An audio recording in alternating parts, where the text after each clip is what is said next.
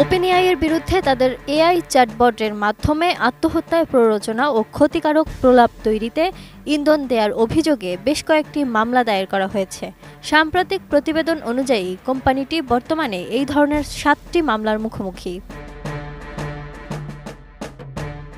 একাধিক পরিবার, বিশেষ করে 16 বছর বয়সী অ্যাডাম রেইন নামের এক যুবকের পিতামাতা এবং 23 বছর বয়সী এক কলেজ স্নাতকের পরিবারের মতো ভুক্তভোগীদের পরিবার অভিযোগ করেছে যে চ্যাটজিপিটি তাদের প্রিয়জনদের আত্মহত্যা করতে প্ররোচনা দিয়েছে।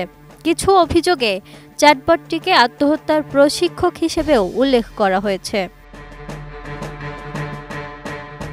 একটি সংশোধিত মামলায় দাবি করা হয়েছে যে অ্যাডাম রেইনের আত্মহত্যার ঠিক আগে ওপেন চ্যাটজিপিটির কিছু নিরাপত্তা রক্ষা কবচ শিথিল করেছিল।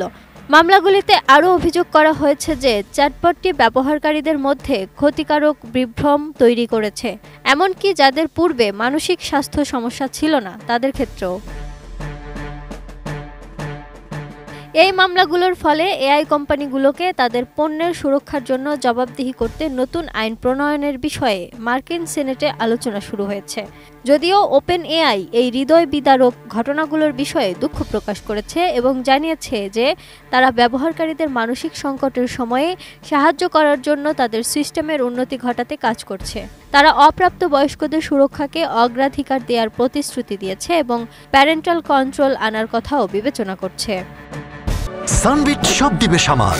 সানবিট ম্যাজিক প্রেস ডিশওয়াশিং এর মাথা ঘোরানো সলিউশন।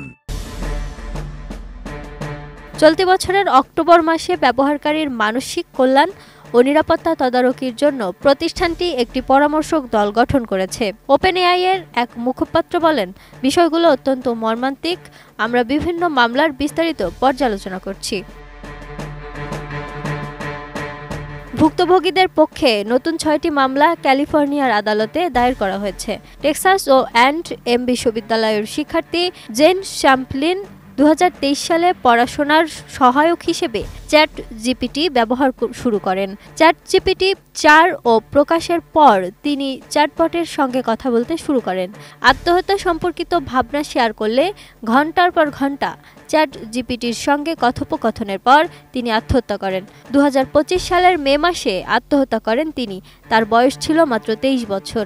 7ম মামলার অভিযোগে বলা হয়, 17 বছর বয়সী আমরি লেসি পড়াশোনার সহায়ক হিসেবে চ্যাটজিপিটি ব্যবহার করতেন। পরে তিনিও আত্মহত্যা সম্পর্কিত ভাবনা চ্যাটবটের সঙ্গে শেয়ার করেন। চ্যাটজিপিটি তাকে আত্মহত্যার বিস্তারিত উপায় জানিয়ে দেয়, পথ বাতলে দেয়।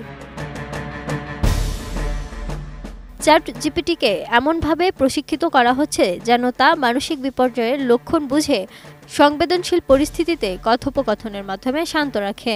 তারা বলছেন, ব্যবহারকারীদের বাস্তব সহায়তা দেওয়ার জন্য আমরা মানসিক স্বাস্থ্য বিশেষজ্ঞদের সঙ্গে কাজ করছি।